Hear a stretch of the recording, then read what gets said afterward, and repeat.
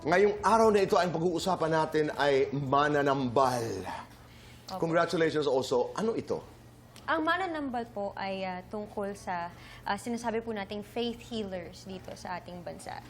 Dahil nga po dito sa atin ay may malaking misteryo sa kung ano ba talaga ang ginagawa ng mga mananambal, ng mga mambabarang. At I guess yun po yung gustong ipakilala ng pelikula. Sa amin may mambabarang, but we'll talk about it much later. Una muna may nabalitaan ako kaninang umaga ba? Kanina lang. You had an accident? Yes, Tito Boy. What about it? Aksidente talaga siya, Tito Boy.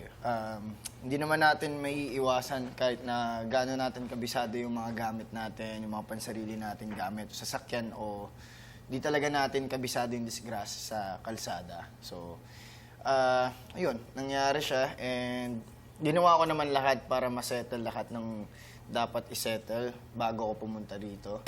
Kaya, okay naman. So, Yan ang importante. Hinaharap. Yes. Kung kailangan dalhin sa ospital, nagre-report, gawin ang tama. Yes, Tito Boy. Dahil sa batas, wala tayong kawala. Yes. Yan ang sinasabi ko po sa Cayetano in Action with Boy Abunda, yung aming legal advice show ni Senator Alan Cayetano every Sunday dito po sa GMA7. Mananambal, mambabarang, your experience while doing the film? Actually, Tito Boy, medyo strange siya sa akin kasi nung pumunta kami, nag-shoot kami doon sa lugar kung saan kami nag-shoot, sa Siquijor. Sinasabi nila na totoo daw yun, kaya parang nilagyan kami ng mga bracelet na protection, na kapag kumulo daw yung oil sa loob nun, meron daw sumusubok na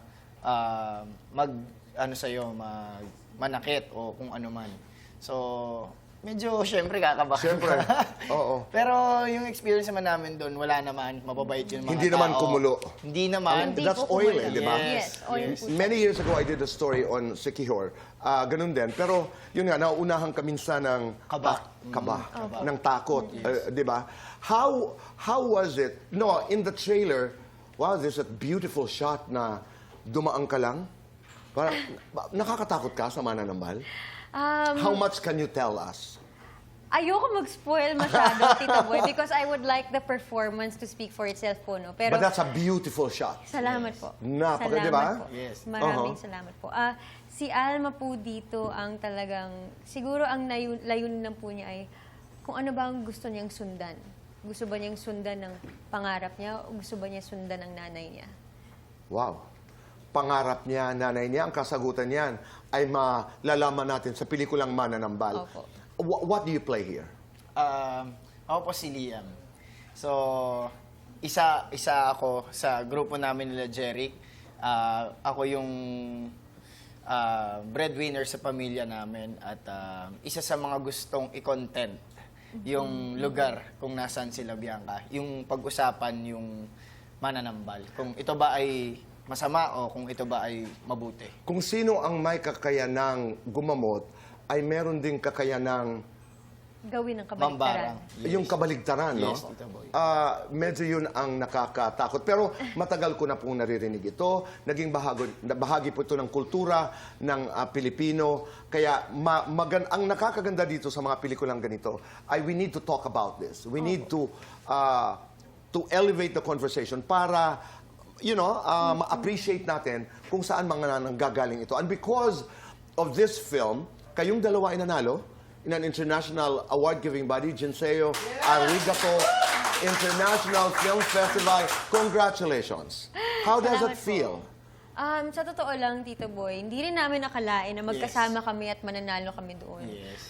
Pumunta po kami doon representing 2 different films at that time kasi he had another film na entry doon sa film festival. Oh. And so ako po pagdating ko doon, I had no expectations and no knowledge that I was a nominee or that I had a chance to win or anything else. Pero nung tinawag po ako para sa parangal, ang nasabi ko na lang sa utak ko ay para po sa lola ko ito. Maraming salamat po, Ama. Yun lang talaga kasi di ko akalain, Tito eh. So, pag-akit ko po doon, parang ang init pa sa kamay ko nung parangal. But I'm very thankful kasi di pa pinapalabas dito eh. Anong nasabi mo? Wala, Tito Boy, speechless ako nun kasi wala talaga kaming kaalam-alam ng mga gabi na yun. Gusto lang namin i-enjoy yung moment at syempre, supportahan yung pelikulang Pilipino na makarating sa international. And let me tell you, you never get used to winning awards. It's always a new experience. Pag sumasamba ka ng entablado, kahit gaano ka pa katagal dito sa industriya to, it's always a new experience.